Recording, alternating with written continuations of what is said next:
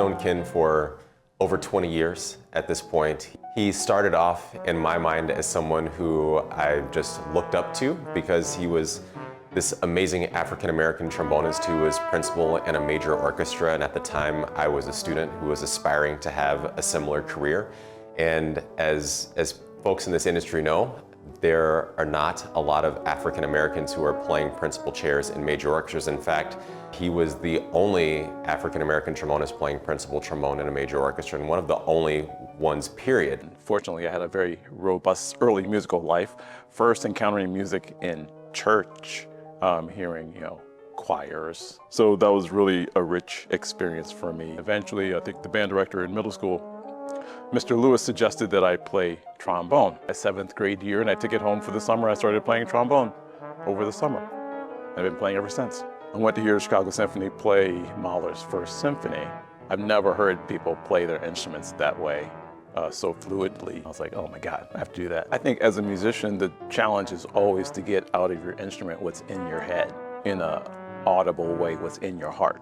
To be able to express things. One thing that stands out to me about his playing is very authentic, but also vulnerable. So you feel like you're actually having a emotional and spiritual experience while he plays. I told him I've never heard trombone sound that beautiful.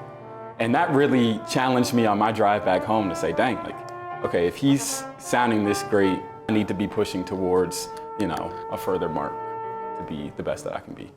Being able to play in an ensemble like Detroit Symphony for many years is a true blessing. I came here into the fellowship program in '92 and had the greatest experiences on this stage. I just can't say enough about the experiences that I've had here that were so positive, and the people that I've met that really inspired me. Ken was one of my mentors. It was great because he had the experience of being an African American fellow in DSO before, so he could tell me how to navigate the orchestra, how to navigate the fellowship, and kind of give me a blueprint on how to go from a fellow to a full-time member of a major orchestra. Right now I'm teaching at Michigan State University. I'm associate professor of trombone. Mentoring younger musicians is really important to me, especially musicians of color, someone that looks like them, that has succeeded, and that could hopefully shine a light on a path towards achieving their goals, whatever they are. Ken embodies the Classical Roots mission by being an exceptional African-American world-class musician and inspiring musicians worldwide. He has left a legacy of commissioning important works for our instrument and putting those on record at the absolute highest professional level for generations and generations to come. I always think about me personally as being like a speck of sand. I'm just like dust.